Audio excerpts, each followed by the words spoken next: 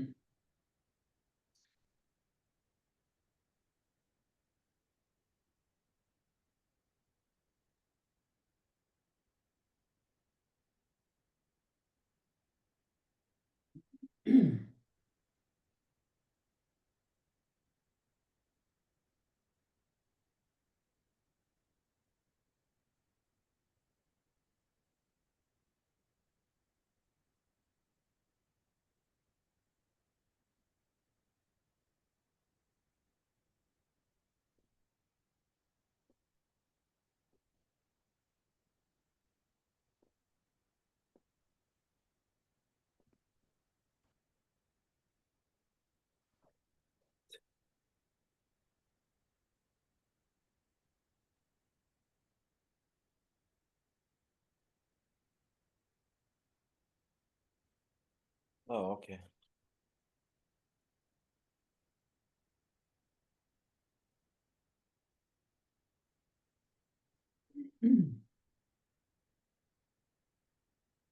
Okay, so let's start the basics of Chazara.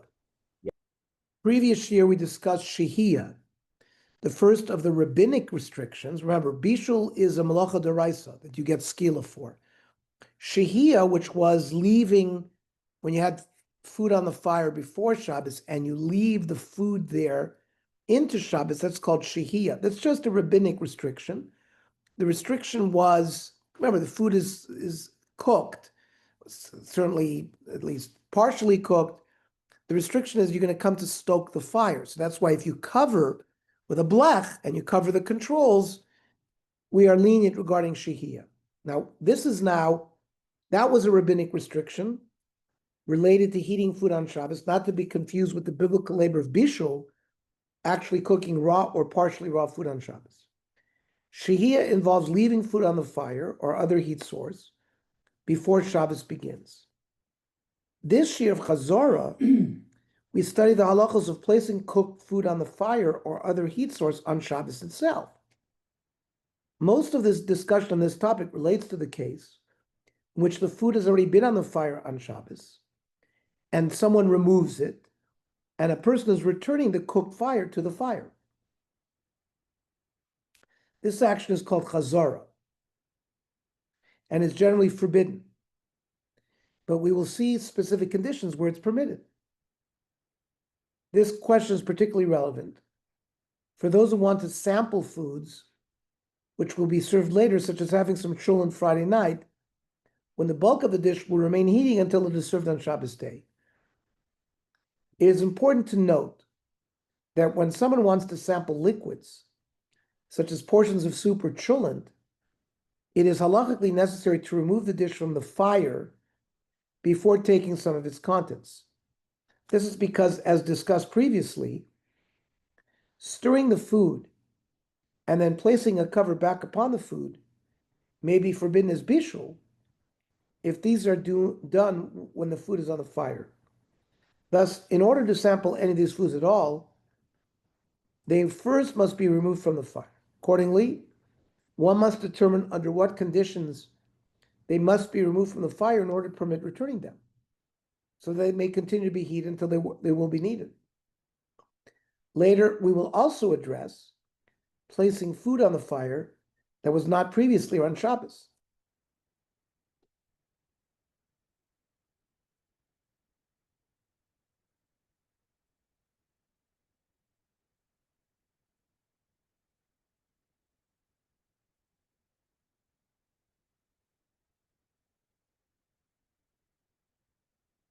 One second.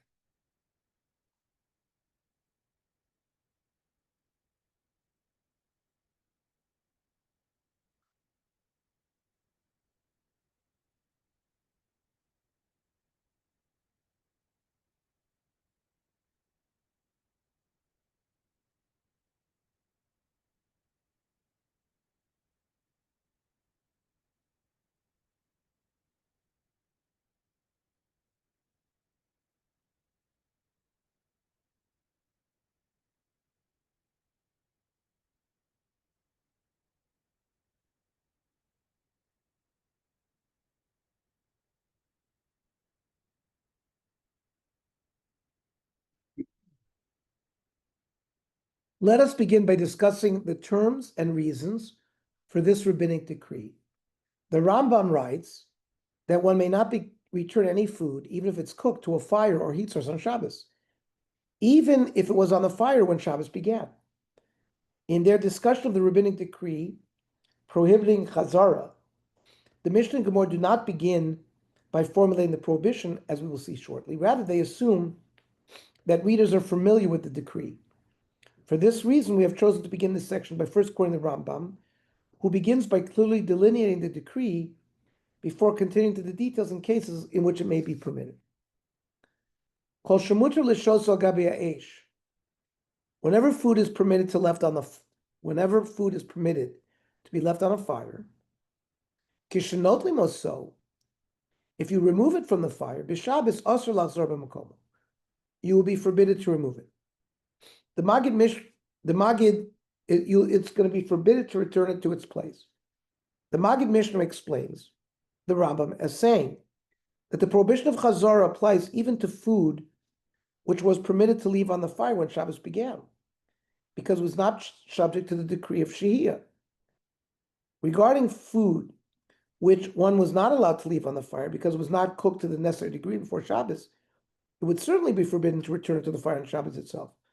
The Ravid understands the Rambam as limiting the prohibition of Chazara to foods that are permitted to leave on the fire, and he therefore claims that our text of the Rambam is mistaken. The Rishonim offer two different rationales for the Gzeira, the rabbinic decree of Chazara. According to the Rashba, the reason is that returning food on the fire on Shabbos, even if it's fully cooked, resembles an act of cooking. It's like marasayim.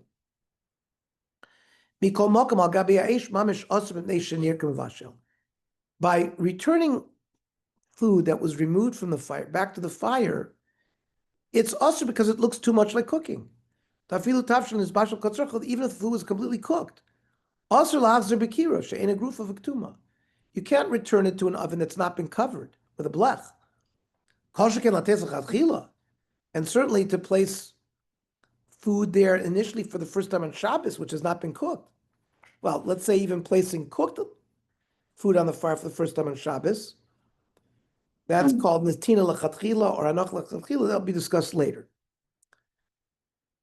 The koshken lo set Lechatchila filu lahav shir, even to defrost it. V'lo yitiru kan ela keneged hamadur bilvad. Here we're talking about putting it near the fire, but not directly on the fire. Rabbeinu Tam, by contrast, explains that this is a decree to prevent someone from stoking the coals when returning the food to the fire. We're concerned about stoking. You have to put a blech. You have to cover it or remove it. In practice, the halacha follows both explanations. See Mishnah Brura. According to the accepted halacha, even if someone further cooks a food that is already cooked more than the measure of Michael ben Drusai, this constitutes bishul. 6. We're not there yet. As mentioned, Chazal permit Chazara fully cooked dry foods under specific conditions, which we will examine now. We will first try to understand the conditions, their logic, and when they apply. And we will then look at how the Shulchan Aruch and Ramah codify them as halacha. So, number one, condition one's got to be fully cooked. Chazara is forbidden unless the food is already fully cooked. Otherwise, putting it on the fire would be a violation of the prohibition of bishul deraisa. It means, we said that Michael ben Drusai is food that's been cooked 50%. Well, if you put that type of food on the fire, and now the remaining 50% of food that's uncooked is going to be cooked, that's bishul on Shabbos. You're not allowed to do that. It's important to emphasize that one may never perform chazara if one thereby violates the Torah prohibition of bishul. Therefore, if food is removed from the fire on Shabbos before it's fully cooked, even if all the other conditions are met, it's certainly forbidden to return it to the fire. In addition, one may not place cold liquids upon a heat source, since as we learned in volume 17, the accepted halacha is that liquids may not be reheated on Shabbos. As we learned there, many Jews of Yemenite background permit reheating liquids based on the opinion of the Rambam. For those individuals, reheating liquids would be permitted when following the guidelines that we will discuss in the rest of this year. The entire discussion concerning when Chazara may be permitted pertains only to solid, fully cooked foods. We learned in volume 17, Shir 7, that Achronim dispute the status of solid foods that also contain some liquid. According to the lenient opinions, one may reheat them on Shabbos when following the conditions of Chazara, and according to the stringent opinions, one may not reheat them on Shabbos or place them in any location where they can be heated to a temperature of Yatzoletispo. The Bir Halacha adds that one may not return the food to the heat source even if it is a suffix whether the food is fully cooked. If a person removed a pot from a fire, the suffix he's in doubt whether the food is fully cooked. You cannot return it. Even if he's still holding it. V'akira grufa, there's a blech. If there is heat, if the heat can cause whatever is remaining in your pot to cook more. So far, the permission to return, it's got to be solid food. And it's got to be grufa ktuma. It's got to have a blech. And as we discussed at length in the Shir on Shehiyah, when Chazal described neutralizing or preventing the possibility of cooking on Shabbos, they discussed cooking in utensils heated by coals. Chazara was permitted only if the coal of the stove or other cooking apparatus was grufa, swept, or ktuma, covered with ash. This condition, which is also a critical one in Chazara, emerges from the Mishnah Masechta Shabbos that we saw in the previous year. Kira shi sikua, an oven that was lit from Erev Shabbos. The gefes uve'etzim lo yiten at sheyigrof. If it's pulp or wood, you may not put a pot on it on Shabbos until the coals are swept away. Or at shiten sefer, unless you put ashes on it. The meaning of the first section of the Mishnah is unclear, and the Gemara suggests two different interpretations for it in light of the dispute between Chanani and the Chachamim, as discussed in the previous year. In this year, for purposes of simplicity, we have omitted portions of the Mishnah and followed the interpretation of Rashi for the first section. According to Rashi, the first section refers to Shehiyah, while the latter section refers to Chazara. Thus, the Mishnah is saying that to permit Shehiyah, leaving food on the stove, one must remove or cover the coals of the stove if the stove was ignited with the materials listed above. So Beis Hillel also permits Chazara when the coals are removed or covered. Beis Shammai omrim noitlin. You can remove a pot, but you can't return it. Avalo machzir. Ubeis Hillel omrim av machzirin. Rashi explains that according to Beis Shammai, one may never return a pot of food to the stove because it has the appearance of bishul. But Beis Hillel allow Chazara because the coals are removed or covered, which presumably obviates the concern of appearing like bishul. Rashi, lo machzirin b'Shabbos demesik bishul. And explaining Beis Hillel, af machzirin hoil v'gorof, because you've removed the coals. Thus, according to Beis Hillel in the Mishnah, whose position is accepted, one may return cooked food to the fire on Shabbos if the stove has a blech, if it's gruf or ketuma. How does this condition apply to modern heat sources, such as today's ovens, hot plates, and the like? Well, we'll discuss that. Thus, according to Beis Hillel in the Mishnah, So we've said a number of conditions so far to return. Number one, it's got to be fully cooked. Number two, it has to have a blech. Number three, on top. The food can only be placed on top of the stove, not inside of it. In Talmudic times, a stove, a kira, was a hollow enclosure with coals inside. Much of the time, pots were cooked by placing them inside the stove, immediately above the coals, where the temperature was much harder. But you can see there were spots on top where you could put it as well. Stove kira with a pot of food inside, stove kira with a pot of food on top.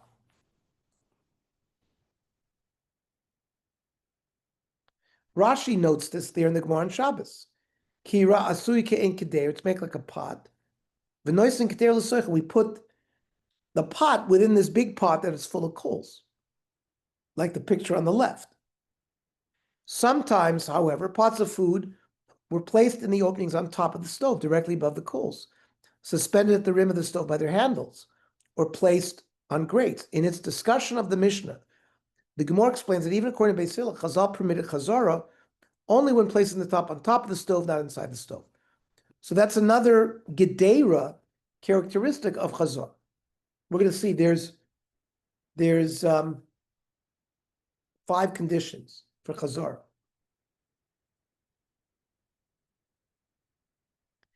Says Masechta Shabbos,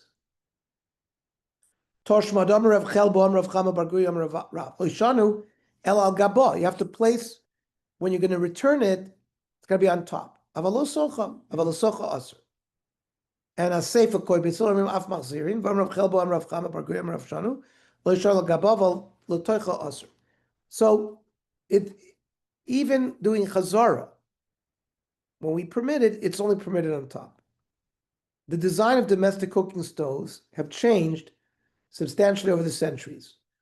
Contemporary stoves are very different from Kira.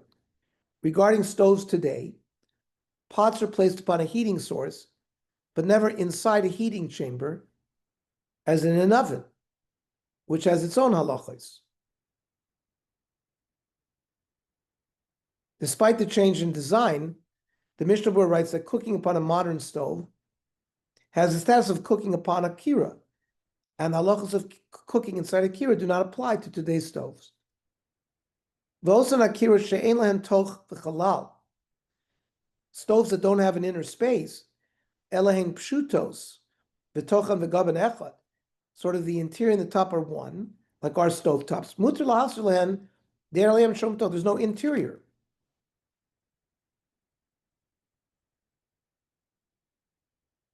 This does not, however, mean that chazar will always be prohibited in a modern oven, simply because it is an enclosed cooking appliance.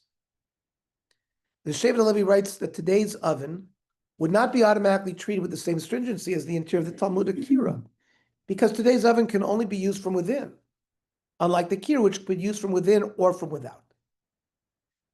Dafka Kira Shebesah, only the Kirot in the time of the Gemara, Shehem Ke'ein Tanur Shebeshas, Shayanasa Kegederim Ilmala Lamata, they were similar to a pot. Ve'ikar Gacholim V'achom Lamata, the coals were in the bottom. Mash Enke Chelik Shomala Shurachok B'na'esh, and then of course there were the top, which is far from the fire. V'gam Shalai B'avir, there's air there. V'kevet Sheyach L'tein Lamala V'nos Lamata Im Kein Yer K'machavin L'vashel. A person who's doing Chazara and he puts the pot in the interior as opposed to leaving it on top, it makes it look like he's cooking it. Masha enket shalanu, but our stove tops, shein pshutos, loimar, lo milmalo lamata, they're not angled from top to bottom. V'alkein lo mitztaber koach ha'esh b'mokem echad. The fire isn't stronger in one place or the other. Yotzer b'mokem acher. V'gam ein lagav v'toch ki hakol toch. Even our ovens, we're not talking about stovetops, even our ovens don't have a top and a bottom. It's only an inside. Shavim, and they're equal in heat. So they didn't make a gzeira on toch. According to the understanding of the Shevet HaLevi, part of the stringency of the inside of the kira is the fact that the interior is the hotter portion of the kira. When using an oven, a person is not choosing the hotter position when pushing a dish inside. It's the only position. Thus, the restriction of Chazara, which forbids putting a dish back into the kira, is not violated when using contemporary appliances. Therefore, one would be able to perform Chazara even in modern ovens. However, as we will see, most forbid this for other reasons. That means there's going to be other reasons why we forbid returning a pot to an inside oven. Why? Because we need condition 4 and 5. Still holding the food and intending to return it. So far, let's just review. It has to be it has to be fully cooked, solid. It has to be grufaktum, it has to have a blech, and it has to be put on top, not inside. The post can identify 2 more conditions, which would allow chazara. In addition to the terms mentioned above, a person would be allowed to return food to the heat source if the food was never put down and remains in the person's hand. So if something was in the oven and you removed it for some reason, because maybe you wanted to taste it. But you have to keep holding it. So you can't do it. We said you can't taste it while it's in the fire. So you got to remove it. Can't put it down. Somehow somebody else has to open the pot. You have to taste it, and then you have to put it back in. The person was intending to return it to the fire from the moment when it was first removed the fire. It means you can't take it out thinking that you were going to take it out and then return it. The whole removing, the kavanah has to be to return it. However, as we shall see, according to many poskim, these requirements are not as ironclad as the first three conditions. It should be noted, I'm reading the footnote, that there are different approaches in the contemporary halachic literature as to how to number and group these conditions. According to Shmir Shabbos Kolchasa, there are 5 conditions, but he replaces the condition of returning the food to the top of the stove, number 3, which he presumably feels is fulfilled already today, with the condition that the food must be hot. But he notes that some limit this requirement to liquids alone. The Pnei Halacha lists 3 conditions, omitting 2, 3, since 2 may not apply to a hot plate. Right, that's the Grufa Ketuma. And Rav Ribiat lists 4. They followed the Hebrew Tzurba Mrabanan. According to Gemara Masechta Shabbos, the Amoraim debate whether it is permitted to form Chazara if one first places the food on the ground. The Gemara also discusses the role of intent and whether one must have in mind to return the food to the fire at the time he removes it.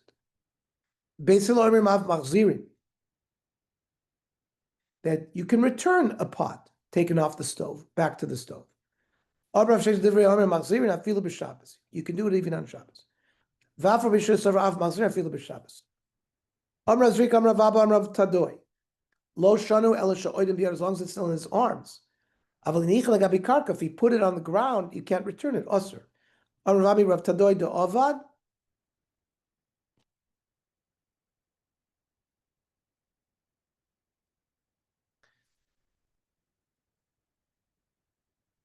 That which Rav Tadoy did, Lagar Mehuda of it.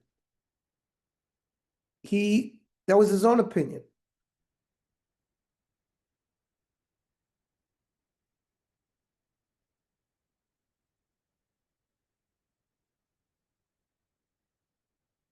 He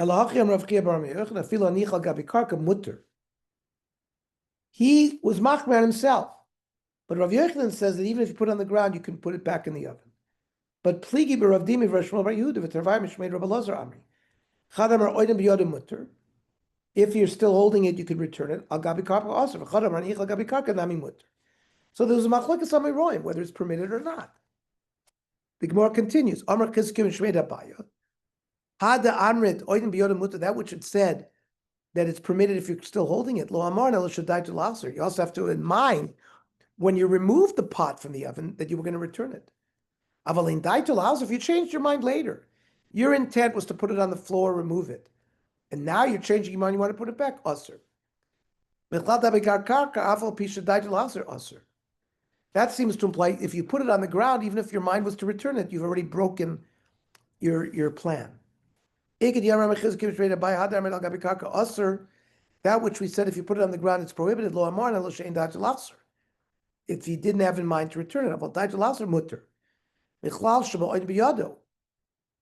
long as you still afal pisha ein daitel aser mutter. So we can summarize the discussion of the Gemara here as follows.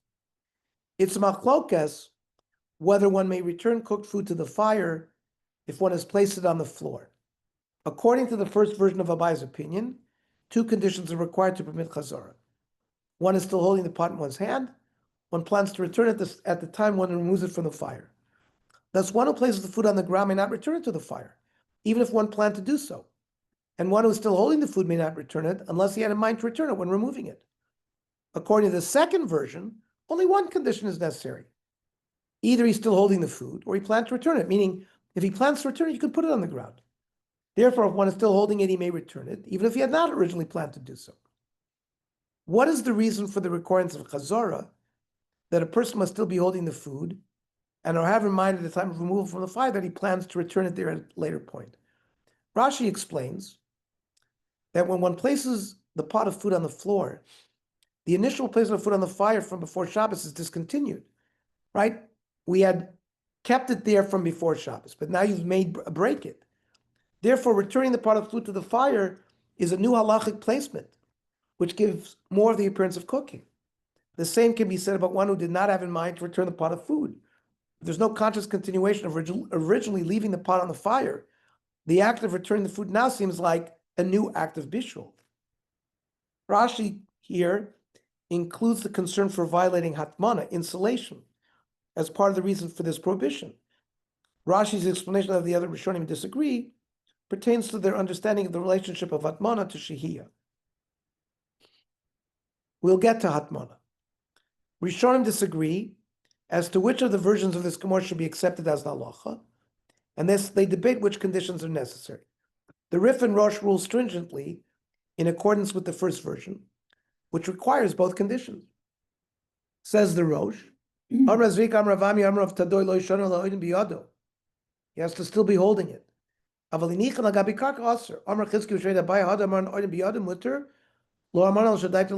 only you have the condition of still holding it in your hand, you have to have in mind when you removed it to return it. Both ways. The Ran explains why, according to the Rosh, the halacha follows the stringent opinion, even though the dispute involves a rabbinic enactment. Normally, if it's a rabbinic law, you can go lakula, although the halacha is often lenient. In uncertain situations of rabbinic prohibitions, the halacha here is stringent because leniencies with respect to bishul can easily lead to people violating the Torah prohibition.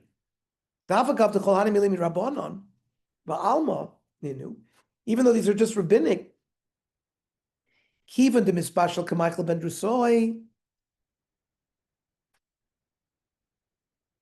and once it's reached a third or a half cooked, you'll never get to less mishum bishul midaraisa hechmiruzah.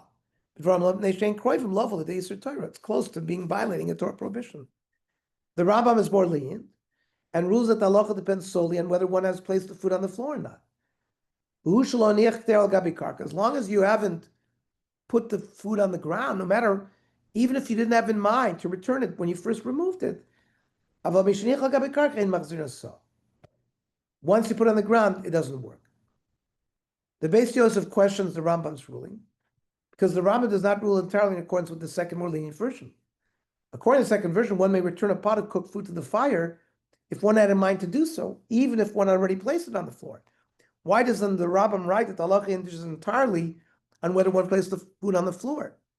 Kasha, shelo chilek bein daitu lahaser, ein daitu lahaser.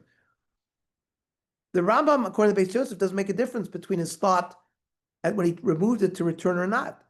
Ubein im poisek kilishna kama, bein im poisek kilishna basra, hava leila chalik b'neihem. He should have differentiated between the two. Ve'afshar shu soiver the kiven da amoiroi kamoi lo chilku. Maybe the Amoraim did not argue bein daitu lahaser and ein daitu lahaser regarding the issue about his kavanah to return it. Lo chayshin on lo dechizke b'shmei dabaya. The maflik minahu. Maybe we're not worried about that. So before moving to the practical halacha, let us first look at one other detail. The Gemara in the continuation, cited in source 11, remains unresolved regarding someone who puts down the cooked dish on the surface other than the floor, such as a bed. What if you hung the food on a stick? Take. So it's a suffix. So the Rishonim dispute the halacha in these cases as well. The Rambam is aligned with his position cited above and rules that one may be lenient in this case, irrespective of one's intent. The Rif and Rosh, however, are stringent, based upon what the Ran mentioned. The Shulchan Aruch and Ramah, in the next source, adopt the conditions we have listed, but in a different order. The Shulchan Aruch mentions condition 1 and 3. The Ramah mentions condition 2. With regard to conditions 4 and 5, the Shulchan Aruch rules in accordance with the Rambam, while the Ramah rules in accordance with the Rosh. Kira Shehi, number 1, Grufa Ktuma. It's been covered. V'nat lakter me'alea. The pot has been removed from the fire. Afilu b'Shabbos. Mutar lachzir kol zman sheiro sachas. You can return it as long as it's still hot, it hasn't cooled off. And says the Ramah, v'oda biyado, and it's still in his hand. And lo inicha, and he didn't put it on the ground. V'daito lachzir, and he had in mind to return it. V'davka al gabav lo tuchas, you got to put it on top, not inside. V'davka shetavshkel muvushal kol tzarcho, and the food has to be fully cooked. Thus, according to Shulchan Aruch, so this is what we have to remember. One is permitted to return a pot of cooked food to the fire if it was on the fire when Shabbos began, so long as the heat source is covered, right? There's a blech, and the pot was not placed specifically on the floor in the interim. This is true whether one had in mind to return it or not, and whether it was still in one's hand or not. However, the Ramah maintains that the pot must still be in one's hand, and was to have in mind to return it when removing it. In the Mishnah Berurah, the Chafetz Chaim takes a lenient position and rules that in case of need, one of the final two conditions suffices, meaning either you had in mind to return it, or you still have it in your hand. Accordingly, someone may return the pot to the fire if either you initially had in mind to return it, or you didn't put it down. But if you had in mind to return it, even if you put it down, it would be okay.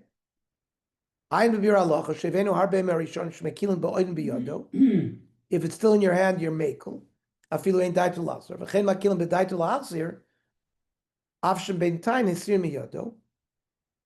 They're lenient. You had in mind to return it. Even for a short time, you removed it from your hand.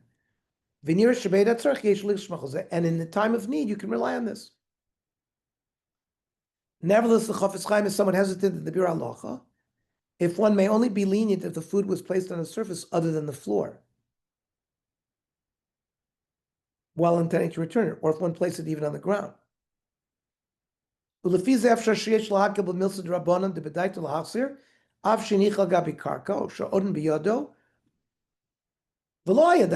could have it as long as it was in your hands, even if you didn't have in mind to return it.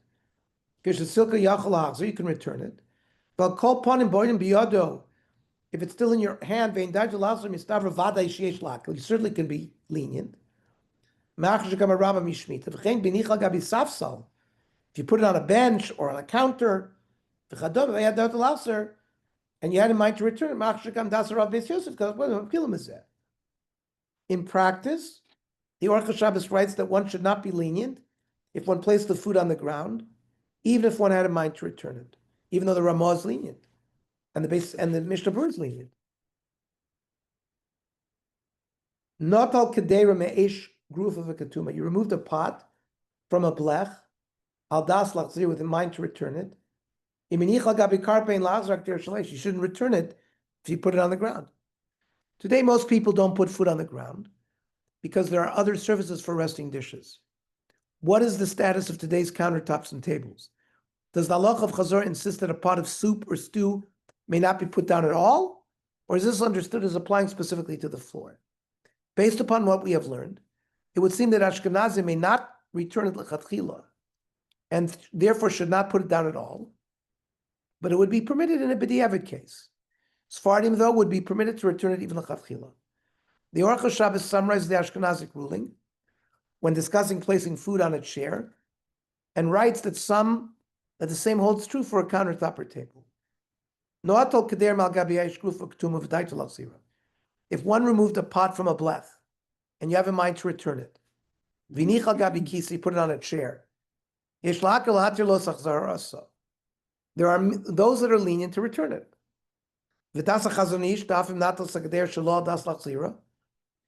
If you removed it from a pot, if you removed a pot from the blech, without thinking to return it,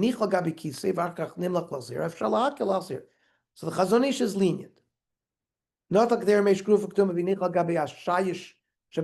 what if you put it on the counter?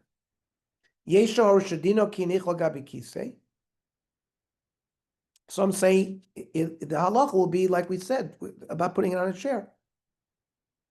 Rav Shlomo Zalman Auerbach, Rav Shlomo Yashiv, and Rav Nissim all reported to have ruled this way, but Rav Vosner ruled stringently. The Yalkut Yosef writes that placing a pan of food on the counter is equivalent to placing it on a chair. Rav Yosef is addressing Sfardim, who are lenient lechatchila when one did not place the food on the floor. In this context, he is saying that one who places the food on the counter may also return it to the fire lechatchila. However, his premise that this counter is equivalent to a chair is also relevant to the Ashkenazim b'diavad if someone mistakenly placed the food down. Says the Yalkut Yosef, Hanoitel k'ter me'al ha'esh b'Shabbos. You remove a pot from the fire on Shabbos. Osher lo lachzir l'sham. You can't return it. Ulam b'tanoi misuyomim muter lachzir satav Shabbat. We went through all the various conditions to return it. As long as shlo yinichas ha'k'ter al gabi karka, el gabi mita kisra safsa or shulchan v'chadome. Putting it on a bed, chair, bench, table, and the like would be okay, according to the Sfardim. It's important to note that the Ran takes a more lenient approach to Chazara than the authorities mentioned above. In his opinion, the two conditions of holding the food and having intent to return it apply specifically to removing the pot before Shabbos and returning it to the fire on Shabbos.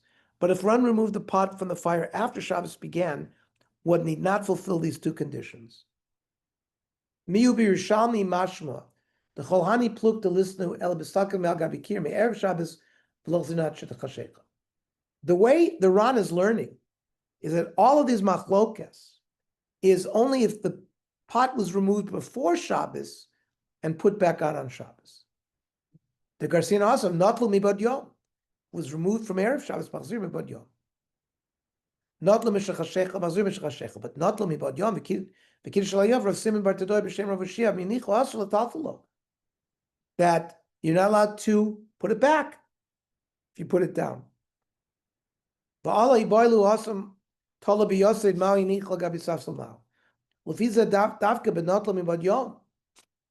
you removed it from Erev Shabbos and put it back on Shabbos to Machmirin. Even if you put it on the ground, you'd be able to return it. The poskim assume that the Ran's interpretation bears far-reaching implications. So long as someone removed the food from the fire after the onset of Shabbos, the food may be returned to the fire later on Shabbos without concern for the typical restrictions of Chazara. Even after the food has long cooled off for solids, and one was not holding it, and the person did not initially have in mind to reheat it, it may return to the fire, provided the food was on the fire when Shabbos began. The reason is that if the food was on top of the stove when Shabbos began, then it clearly was fully cooked beforehand, since it was not placed inside where it would cook more effectively. Returning to the stove later does not have the appearance of bishul. That's if it has a blech. But if it was removed from the stove before Shabbos, then placing it on the stove on Shabbos appears more like a new placement rather than returning it, in which case it is forbidden without the additional conditions. The Ramah quotes this lenient opinion of the Ran, but he writes that one should preferably be stringent even if one removed it on Shabbos. So everything we do is a gzeira. Really, according to the Ran, it's permitted. If you removed it on Shabbos, it was on Shabbos, and you removed it on Shabbos, and even when it cools down, you'd be able to put it back.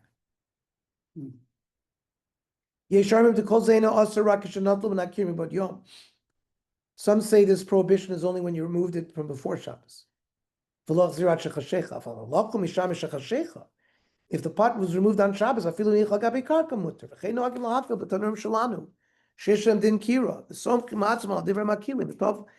he says tov la'achmir. If it cooled down all the way, then you can't do it.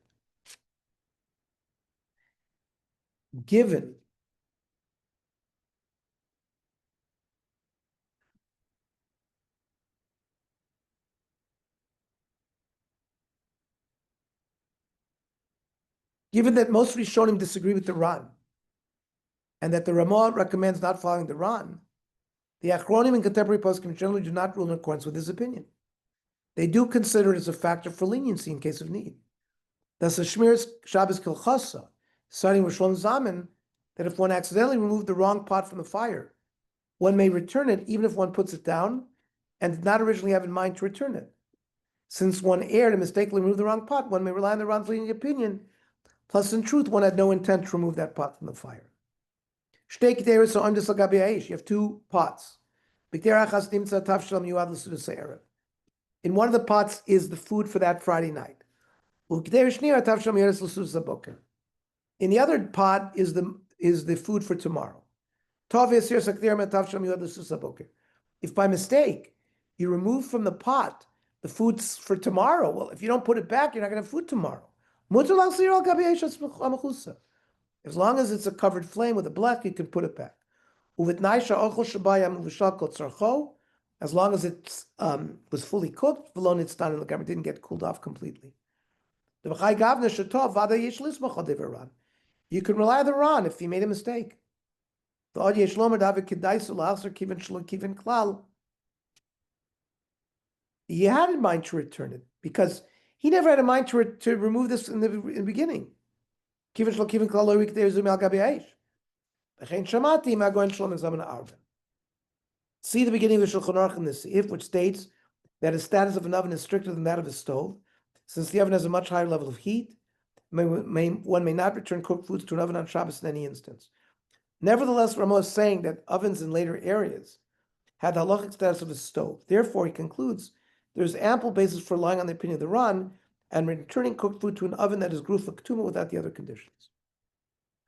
Okay, but we're going to see in next week, we're going to deal with modern appliances and hot plates and warming drawers. And we're going to stop here today.